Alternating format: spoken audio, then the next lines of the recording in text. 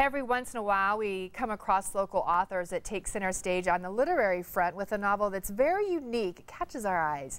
We just have to hear about them and learn more about their story and how they got these ideas. Well, today is one of those days. Chihuahua of the Baskervilles is the first in a mystery series by Esri Allbritten, and it just hit the bookshelves. We are so excited to have her here and thrilled to have author Esri with us today in studio to get the first glimpse of this. Now, I was saying to you, Baskervilles, where does that come from? The riff on Sherlock Holmes? Sherlock Holmes, okay. The Hound of the Baskervilles, yeah. Got it. It's one of my very favorite books. It has everything. It has drama and mystery and great scenery. It's set on the moors, and it's been made into a movie like 20 times or something like that. So. I know. And then why a Chihuahua right off when I think of that? Because I've been reading Chihuahua Baskervilles. Tell me more. Well, I do have a little bit of an obsession with Chihuahuas. It's been going on for about 4 years. When I found out that I was allergic to my cat, I started researching what breed of dog would be best for me, and Chihuahuas came up on all the quizzes. And really? Yeah, and I haven't, I mean, I'm not ashamed to say this, but they're a dog. You can take them wherever you want. Oh, they're cute. They're the size of a baby, and you can dress them up like a doll. I mean, what is not to love? You're one of those. You know, if the dog is okay, and in Colorado winters, you pretty much have to do it because they're little. Yeah, they were bred in Mexico, so they need the warmth. But you're a character yourself here. Something called the Emma Crawford Coffin Race. Is that what I'm reading? A coffin race. Coffin race, yeah, that's a real thing in the Manitou Springs, where the book is set. Has a lot of medicinal drinking springs. It's not like hot springs. Right. And so Emma Crawford in the late 1800s came there in the hopes that the waters would cure her tuberculosis, and sadly it did not. She got engaged while she was there. She was only about 19 when she died, and I know, very sad. Her fiance, who was a railroad engineer, and a bunch of his friends took her up to the mountain where she wanted to be buried, and they buried her there. And then the railroad bought that land, and they moved her coffin once, maybe twice, and then they had some really heavy rains. And in 1929, Emma's coffin came hurtling down the mountain on a tide of mud into town. Her bones were sort of scattered. They had to gather them up. Really? Yeah. And so every year they commemorate this with something that's kind of a cross between Halloween and Mardi Gras. It is quite the event. Yeah. So it's real. Oh, That's a real deal. It's a real thing. One of your characters likes to poke fun at the supernatural.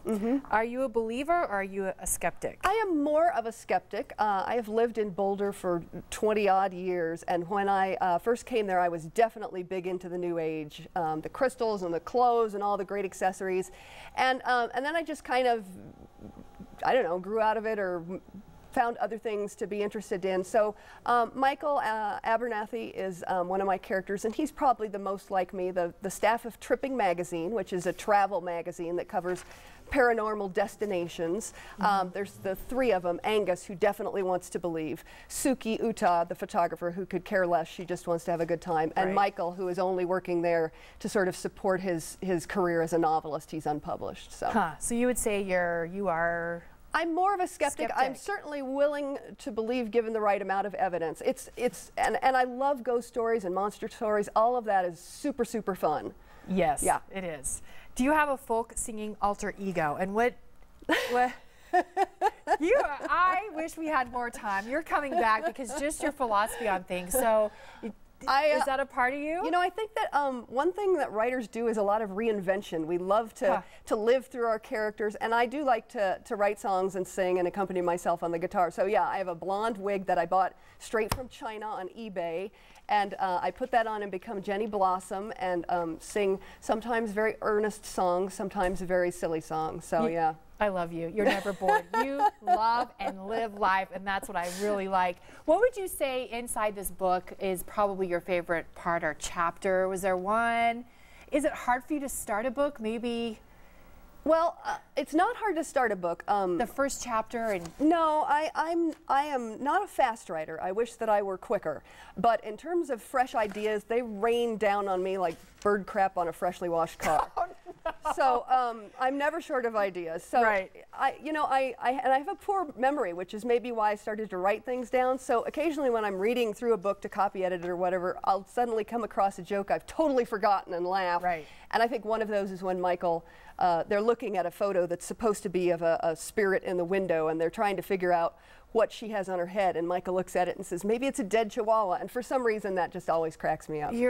So you had fun from cover to cover. Yeah. It's just all of your favorite. The series is tremendously fun to write, and I think that's probably, you know, this is not the first book that I've published, it's not the first book that I've written, but it's the first one that I think has a chance of succeeding well in the marketplace, and it's because I just love it. I have so much fun with it. Well, you are a blast to interview. Thanks. You made me so smile today, and some of your little sayings, and you are great, and keep us updated on all your work. You betcha. Okay, when you come back, and I want the blonde wig.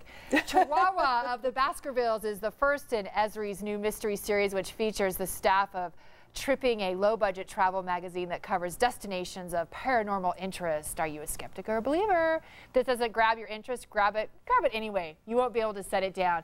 Esri is working on her next book in the Tripping series. Very interesting. It's a portrait of Dorian Gray, and it's his second book, and it's set in a Port Townsend, Washington. Oh God, it's interesting too. Look for it. I'm looking at her as I read this because I'm watching a reaction. That'll be in 2010. You can learn much more at chihuahuaofthebaskervilles.com, and we're going to return to finish up today's show. She's going to keep me laughing.